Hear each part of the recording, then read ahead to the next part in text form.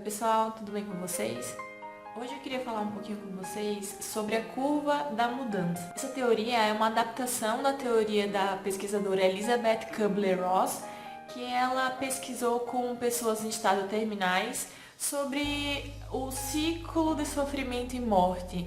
Ela usou essas pessoas para fazer umas pesquisas e conseguir identificar alguns padrões e qual que seria o ciclo, qual que seria a curva desse sofrimento e morte.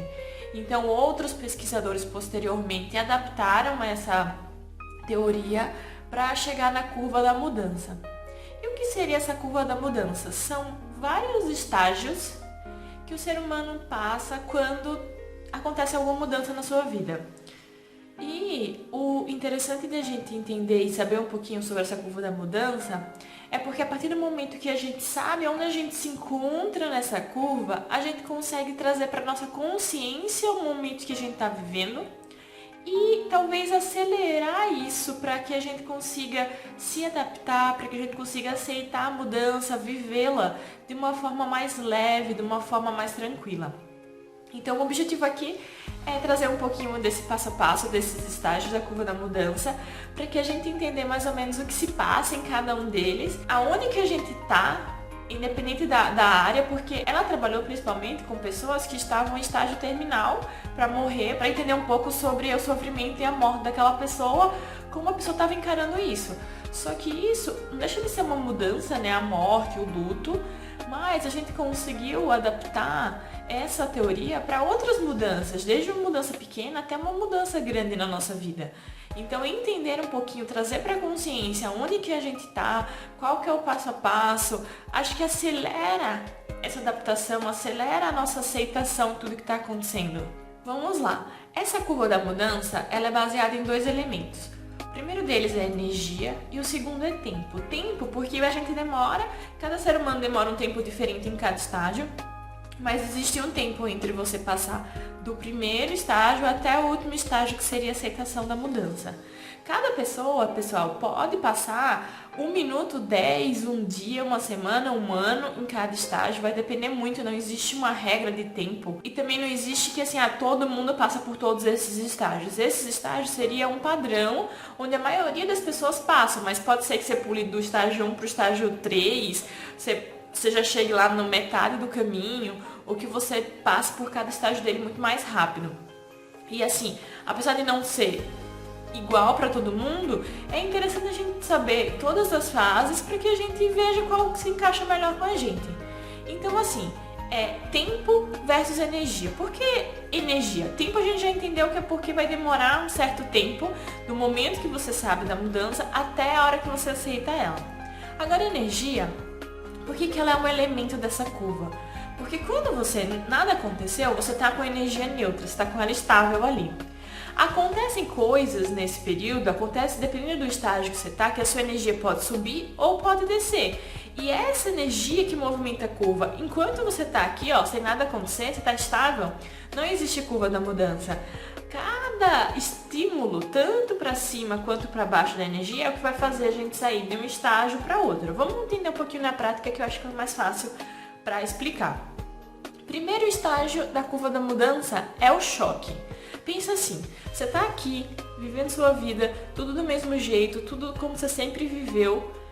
Do nada, acontece alguma coisa, algo muda. Pode ser algo simples, algo complexo, mas mudou. Isso que importa. Você toma aquele choque. Nossa, mudou.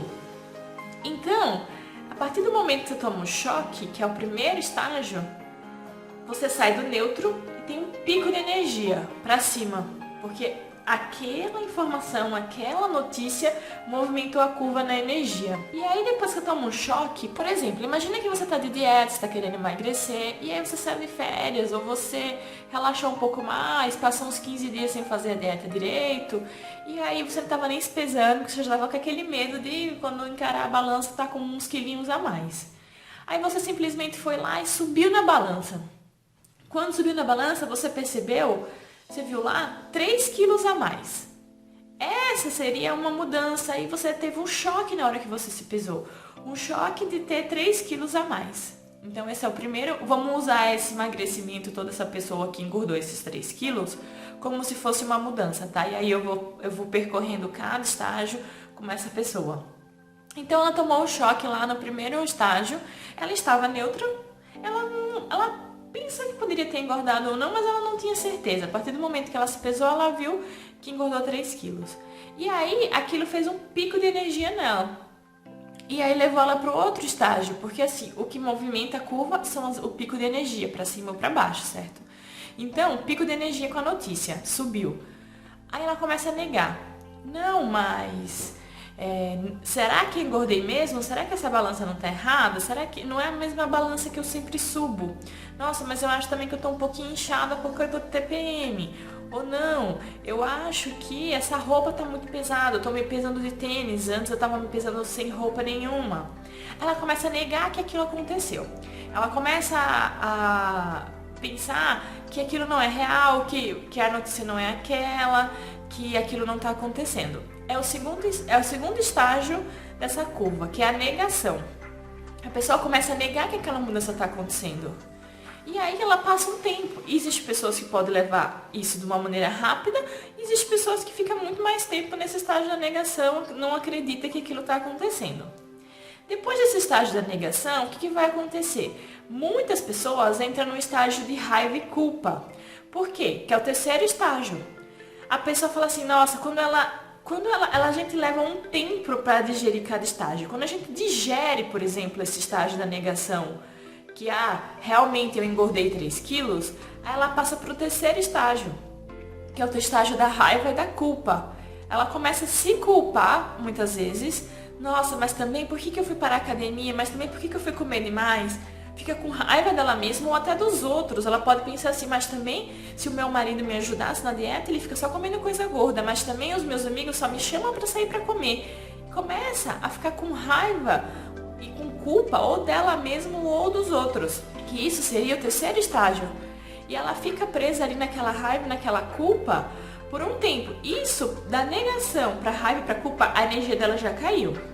Porque ela teve um pico de energia para negação, caiu da negação para raiva e culpa, e ela vai passar um tempo nesse estágio aqui. A partir do momento que ela digeriu essa raiva, essa culpa dela mesma e das outras pessoas, ela vai para a barganha e para a negociação, que é o quarto estágio da curva da mudança. O que seria barganha e negociação? Ela começa a uma fase de autossabotagem. Depois que passa a raiva e a culpa, ela fala assim, não, tudo bem, eu engordei esses 3 quilos, mas pelo menos agora eu caibo naquela calça que estava muito folgadinha. Ela começa a tentar negociar, a barganhar a situação de mudança a favor dela, como se ela não quer ainda aceitar o que aconteceu e que ela precisa fazer alguma coisa. Então ela fala assim, tudo bem, é ruim, mas o que eu tô ganhando com essa situação ruim? Não que a pessoa não deva ser positiva, mas é uma forma de se sabotar, não é uma forma de ser positiva ainda nesse estágio. Esse estágio, essa barganha, essa negociação é mais de um sentido negativo de autossabotagem, tá? Depois que ela passa por esse estágio, daí vem o estágio da depressão. Porque ela fala, tá bom, tudo bem, engordei 3 quilos, agora eu caibo na calça, que seria aquela negociação, aquela barganha que ela estava tendo com a situação. Só que depois que ela digere, ela fala, nossa, mas não é porque eu tô cabendo na calça que eu tô feliz com essa situação. Então, ela, depois que digeriu a raiva, a culpa, digeriu que essa barganha e essa autossabotagem não vale a pena, ela às vezes começa a se sentir triste, que seria o quinto estágio da curva da mudança, que é a parte da depressão, que a energia dela cai um pouco mais. Essa depressão aqui, pessoal, não necessariamente é depressão doença, tá? É uma depressão no sentido de ficar triste, de ficar mais desanimado, desmotivado, da energia ter caído. A depressão é porque a energia cai e vai ficar lá embaixo da curva. Aí nesse estágio a pessoa meio que fica meio prostrado, desanimado, sem motivação, porque já passou pela raiva, já colocou a culpa em todo mundo, já tentou se sabotar e tá digerindo aquela mudança. E aí, chega depois de toda essa parte que ela já digeriu, ela fica triste. Ela fala, nossa, não é mesmo que eu engordei 3 quilos? Que droga. E fica ali, desanimado. Só que a pessoa passa um tempo nessa fase desanimado. E aí, depois de um tempo nessa quinta fase desanimado, a pessoa depois que ela digere, que é uma fase difícil, porque a sua energia está muito baixa, então para você conseguir levantar ela, pensa que você está na parte mais baixa da sua curva. Ou seja, a sua energia caiu, só caiu. E agora você precisa levantar ela. Então, assim, nesse estágio é muito importante